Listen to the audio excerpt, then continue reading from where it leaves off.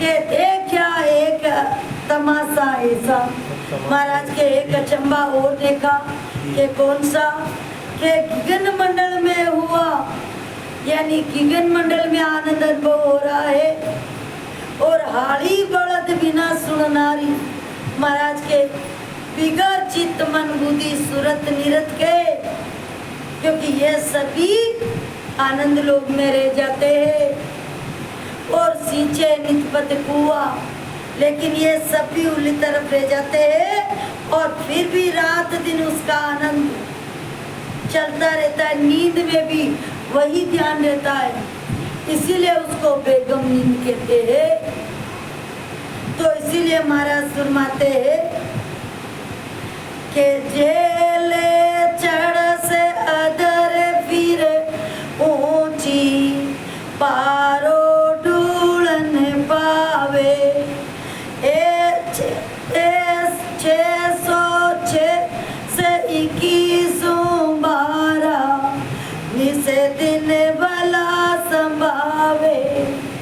महाराज फरमाते हैं कि जेले चढ़ से अदर फिर ऊंची, जैसे सांस और उस सांस में भजन करते हैं तो सुरता ध्यान का करते ऊपर, अदर वो अदर चढ़स झेलना और 12 ढूंढन पावे, और यहाँ पर भी एक भी सांस खाली ना जाए, 12 ढूंढन पावे। यानी के 600 से 2112, महाराज माते 21,600 श्वास निस्दिन भला समावे। महाराज के एक भी श्वास खाली नहीं जाने देना, 21,600 श्वास, उसमें राम जी का भजन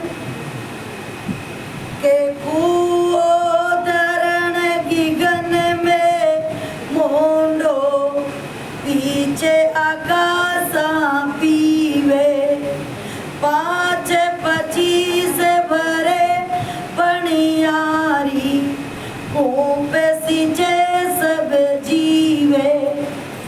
के कुओ गगन धरण में मुंडो, और अब देखो कुआ वहाँ और धरण में या इधर मुंडो, और पीछा का सा पिए, और आनंद कहाँ आ रहा है, अदर गगन मंडल में भजन यहाँ कर रहे हैं और आनंद वहाँ आ रहा है।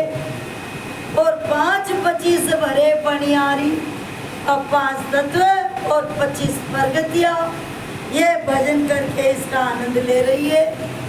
और खूब सींचे सब जीवे, और यह भजन करके और उसका आनंद ले रही है। वाह, भजन यहाँ कर रही है लेकिन आनंद वहाँ है। के गंगा बहे सरस्वती बीचे जमुना आन मिले, तपस्या करे जोगेश्वर पूरा भंवरे गुफा कर रहे। महाराज फरमाया है कि जैसे बाहर भी गंगा जमुना सरस्वती, अंदर में भी ये गंगा जमुना सरस्वती, और फिर अदर भी वहाँ भी त्रिवेणी ब्रह्मांड की, और जो त्रिपुटी 10वें द्वार लांघकर तो पीछे जमुना आन मिले।